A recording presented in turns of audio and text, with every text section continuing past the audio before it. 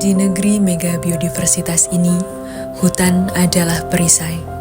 Sungai adalah nadi dan mangrove adalah benteng terakhir. Namun, retakan mulai terdengar, gelombang naik, sedimentasi menebal, sampah menembus laut. Ketika ancaman datang tanpa menunggu, ilmu tidak boleh tertidur. Burung camar terbang ke teluk, angin asin menjilat bakau. Jika ilmu tak berdiri tegak dan elok, bencana akan mengetuk, bertanya siapa kau?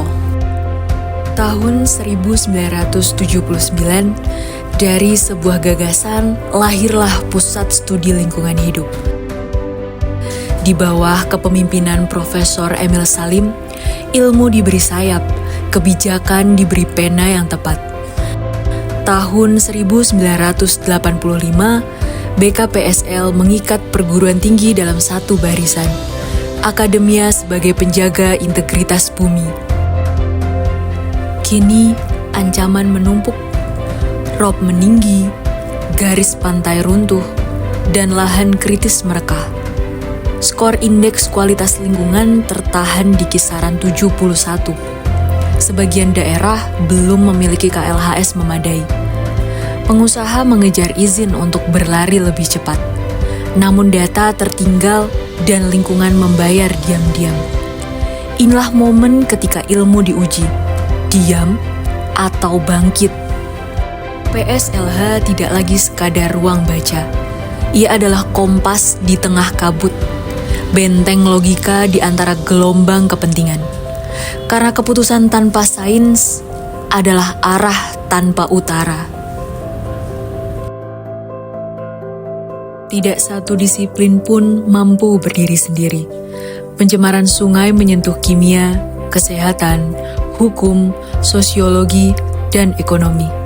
Kerusakan hutan menyentuh iklim, habitat, pangan, dan kemiskinan.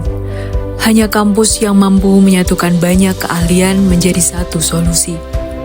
UI menjaga kebijakan dan ESG, ITB membangun teknologi bersih, UGM merancang ruang dan kebijakan adaptif, IPB menghela pesisir dan mangrove, dan ITS melanjutkan inovasi maritim, membuka data laut, teknologi pesisir, dan transportasi hijau Nusantara. Kampus daerah menguasai gambut, tambang, dan pesisir dengan kearifan yang tumbuh dari tanahnya sendiri. Jika mereka bersatu, negeri ini punya pasukan pengetahuan, bukan serdadu bersenjata, tetapi ilmuwan penentu masa depan. Kolaborasi membuka 4 jalan. Kebijakan berbasis sains, bukan dugaan. Data nasional terintegrasi, bukan potongan. Pelatihan analis AMDAL merata, bukan monopoli. Pilot proyek pesisir, bukan sekadar seminar. Ke pasar beli ketumbar, sore pulang menunggu kopi. Kampus dan negara beriring benar, yang rumit pun menjadi rapi. Kesatuan lanskap mangrove, membaca muara sebagai naskah alam. Akar menahan lumpur, daun menahan badai, buah memberi pangan. 123 KLM akan dikawal 38 perguruan tinggi hingga 2026. Ini bukan wacana, ini kerja. Di tapak lapang, ilmuwan muda mengukur arus, menakar sedimen, dan mendengar ekonomi dapur nelayan. Riset bukan lagi bahasa kaku, ia menjadi napas komunitas.